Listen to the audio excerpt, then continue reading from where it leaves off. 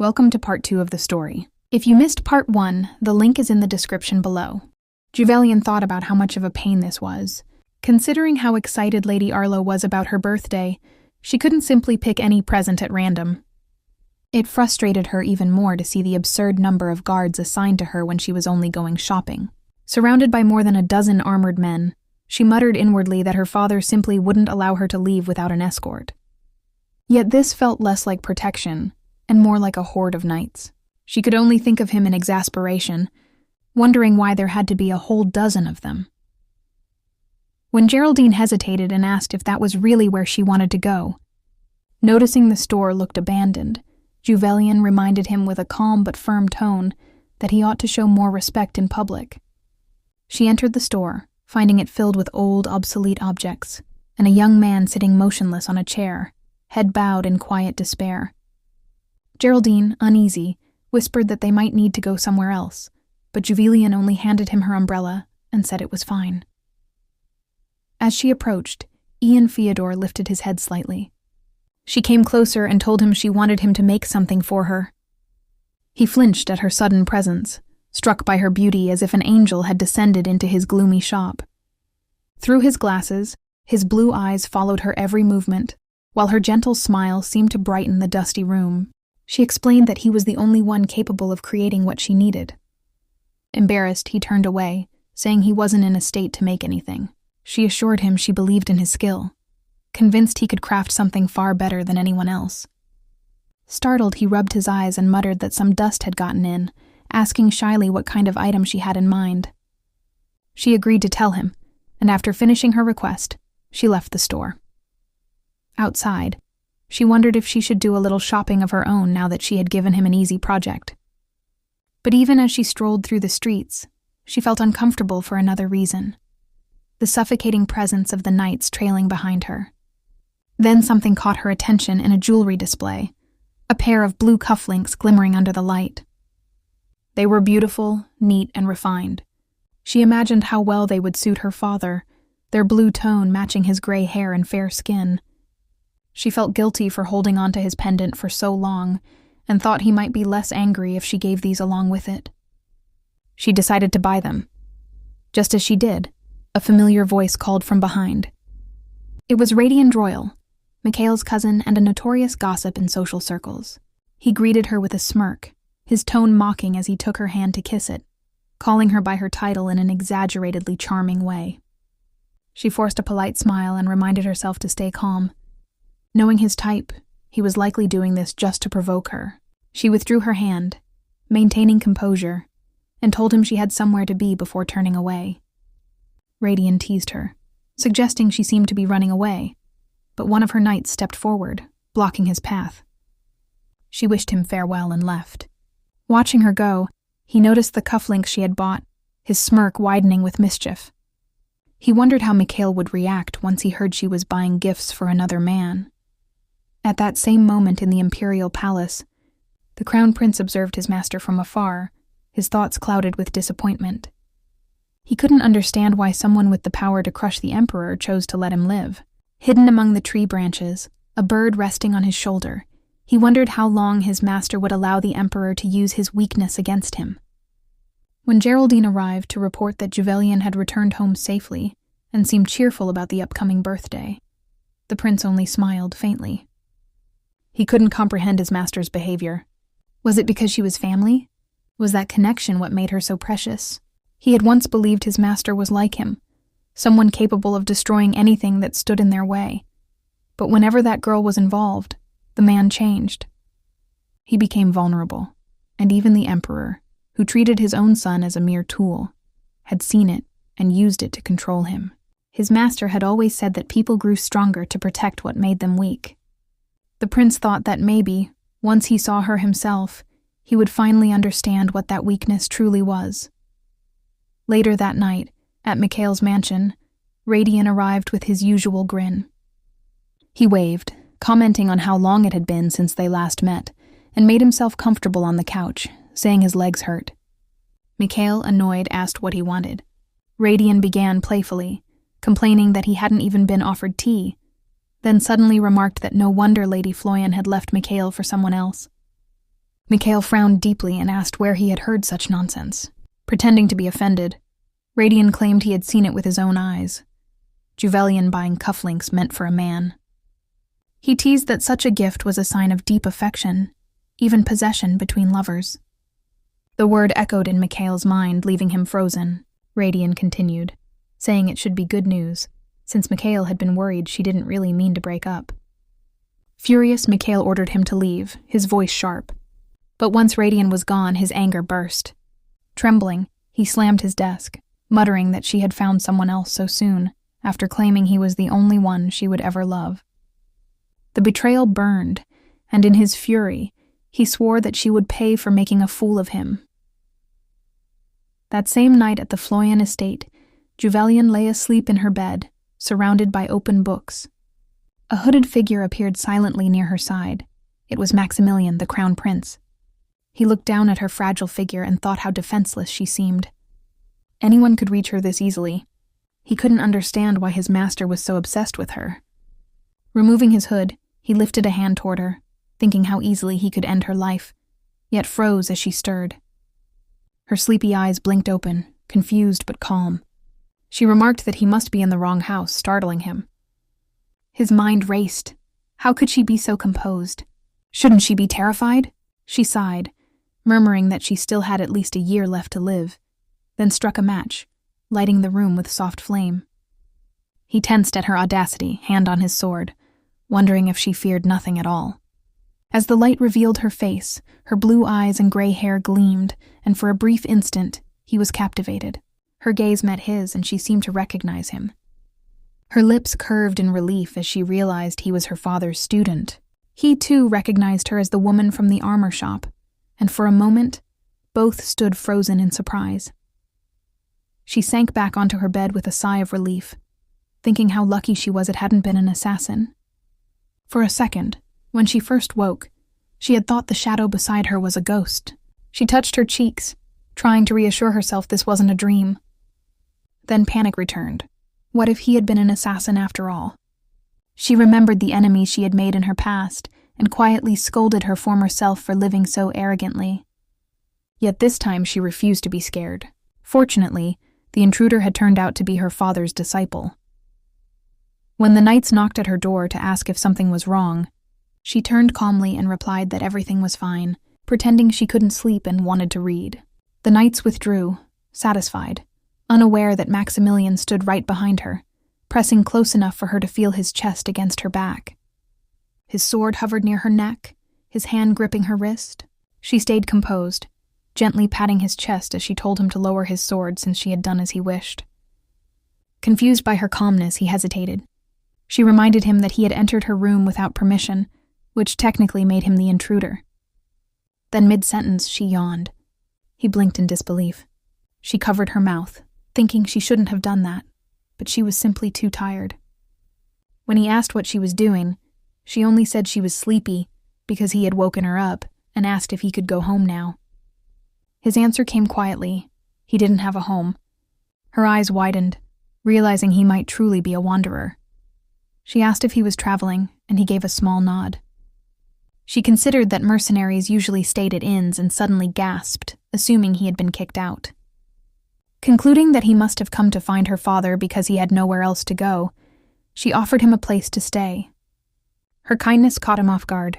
When she handed him a blanket, she told him there was no need to thank her, and that he could repay her once he became rich and famous. The words left him speechless.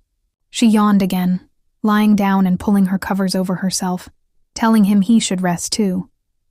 Within minutes, she fell fast asleep, breathing softly. Maximilian remained still, staring at her peaceful expression. He couldn't understand her at all. Why wasn't she afraid of him? Everyone else either trembled in terror or hid their fear behind forced politeness. Yet her eyes, those light blue eyes, had looked at him without fear or malice. He tried to shake off the feeling, reminding himself that she was only an obstacle. If he eliminated her, his master's weakness would disappear, and the Emperor would lose his control. Then he and his master could finally destroy the Emperor together as planned. But when he looked at her again, something inside him faltered. She was sleeping without a care in the world, and the sight made him feel strangely calm. Sitting on the edge of the bed, he blinked in disbelief, realizing how drowsy he had become. It made no sense. How could he possibly feel sleepy here? Yet as he gazed at her serene face, he told himself it would be just for a moment. He lay down beside her, and the instant his eyes closed, sleep overtook him too. The next morning, Juvelian woke with a gasp, startled by a strange dream. She brushed her hair and wondered why she had dreamed of a dragon, something that rarely ever happened. A small smile formed as she rolled to the side, deciding that such a dream was a sign of good luck. Today, she thought, would be a good day. As her eyes adjusted to the sunlight, she froze. Right in front of her, on her bed, lay her father's student, sleeping soundly beneath the golden rays of dawn. She dashed away, heart racing, unable to comprehend why he was in her room, on her bed of all places. Sitting beside him, she stared in disbelief, unable to bring herself to wake him. Nothing had happened, she thought nervously, so perhaps she could just pretend he had wanted to borrow her bed. Her gaze softened. Despite his rudeness, he looked impossibly handsome, his dark hair gleaming in the morning light. Gathering her courage, she decided to wake him, but as her fingers reached toward his hair, he suddenly grabbed her wrist and turned her over, pinning her beneath him. His red eyes met hers as he demanded to know what she thought she was doing. Juvelian, flustered but defiant, pointed out that he seemed rather well-rested for someone who had broken into her room. Her teasing tone made him flinch in disbelief. He couldn't believe he had fallen asleep so easily. Her internal irritation flared. How could someone be so ungrateful when she had even allowed him to stay? She began laughing softly, which only made him glare. He couldn't understand her reaction, while she, between quiet laughter, compared him in her mind to the grumpy black cat she had loved as a child, a proud creature that would sleep wherever it pleased, just like this man. She tried to suppress her giggles, but failed miserably. A knock at the door startled them both. Her maid's gentle voice asked if she was awake. Juvelian immediately pulled him toward her dresser and pressed his cape against his chest, whispering for him to stay still and keep quiet. She warned him not to make a sound, otherwise people might get the wrong idea. He frowned, clearly confused, until she added that such an idea might involve them spending the night together for other reasons. The implication made him freeze, his face turning red. Before he could speak, she covered his mouth, whispering for him to stay silent, since the servants were right outside. Outside the door, Marilyn hesitated, thinking she had heard a strange sound. She tried to open the door, only to find it locked. Inside, Juvelian reminded him that she didn't want any rumors either, and that he needed to cooperate. When he nodded, she smiled at him with a faint blush that made him tense even more. She gently told him that was better and patted his head, which made him grit his teeth in disbelief at her audacity. At that moment, she quickly slammed the dresser door, hiding him inside, just as her maid entered. Marilyn expressed concern, saying she had been worried when the door wouldn't open. Juvelian, avoiding eye contact, apologized, and explained she had locked it out of fear that someone might barge in while her father was away. Her maid tried to comfort her, assuring her that Lord Floyen would return soon. Then, noticing Juvelian's wrist marked with faint bruises, she gasped softly. Meanwhile, inside the dresser, Max sat in silence, listening to every word. His mind was restless. He questioned what he was even doing there and why this woman was making him lose focus. Time dragged. 20 minutes had passed since he had been locked inside. Then he heard her voice again, a soft sound of pain.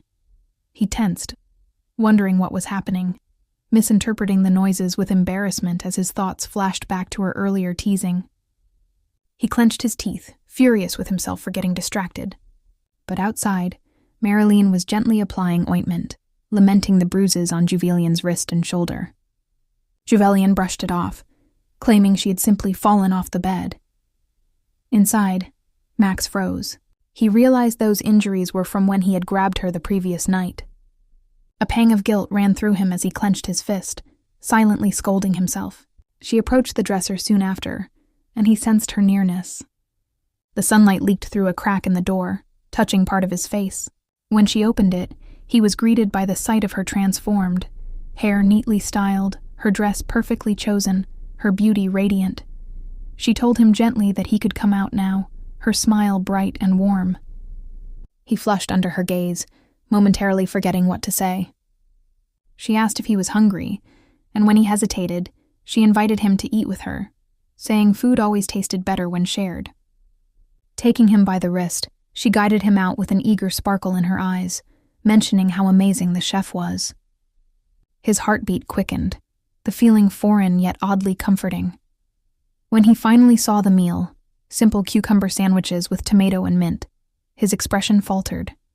Of all things, it had to be cucumbers, which he despised. She asked why he wasn't eating, and he stiffly replied that he was about to. Forcing himself, he bit into the sandwich, grimacing inwardly. She watched him expectantly, her bright eyes full of hope.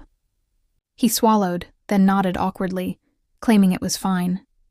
Watching her cheerful expression as she enjoyed her food, he felt a strange warmth rise in his chest.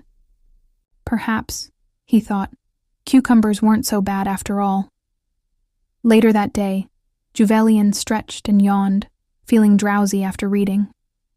She glanced at the couch and saw Max lying there, one arm draped over his forehead, completely relaxed. She couldn't help but think he looked far too comfortable, especially on her favorite couch. He opened his eyes and caught her staring, asking sharply what she was looking at. She told him he simply looked too at ease, though inwardly she wondered when he planned to leave. He demanded to know why she kept watching him, and she replied that he must be close to her father. That thought reminded her she still hadn't given her father the cufflinks she'd bought, and her expression turned thoughtful. If he was her father's student, perhaps he'd know what kind of gift the Duke would appreciate. Blushing slightly, she asked what he thought about cufflinks as a present. He tilted his head, questioning her softly, and she nervously hid her face behind her book, worrying that he might think it was a foolish idea. Without warning, he snatched the book from her hands, moving faster than she could react, and demanded to know who the gift was for. She turned her head and told him it should have been obvious. He frowned, assuming she meant her ex-boyfriend, and accused her of being foolish for giving a gift to a man like that. Startled, she jumped from her chair and protested. He, frustrated, thought she was defending someone unworthy. His words cut deeper when he accused her of having no self-respect for clinging to someone who didn't care. Her glare silenced him. Trembling slightly, she declared that the gift wasn't for a lover, it was for her father. Only then did realization dawn on him. He repeated her words in disbelief, asking if she meant the Duke himself. When she confirmed, he turned away, hiding the faint smile tugging at his lips.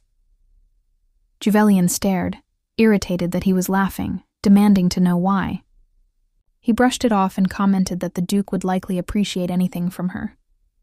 She sighed, clearly unconvinced, saying that if it were that easy, she wouldn't have asked for advice. His gaze softened as he watched her back, thoughts darkening with the irony of it all. The man she misunderstood cared for her more deeply than she could ever imagine. At that same time, far away in the palace gardens, Duke Floyen was perched in a tree, hidden from sight. Geraldine searched below, finally spotting him and calling out that there was news from the manor. When the Duke landed silently before him, Geraldine nearly jumped in fright. The Duke's eyes sharpened, demanding to know if something had happened to his daughter. Geraldine quickly reassured him, explaining that she was only anxious due to his absence.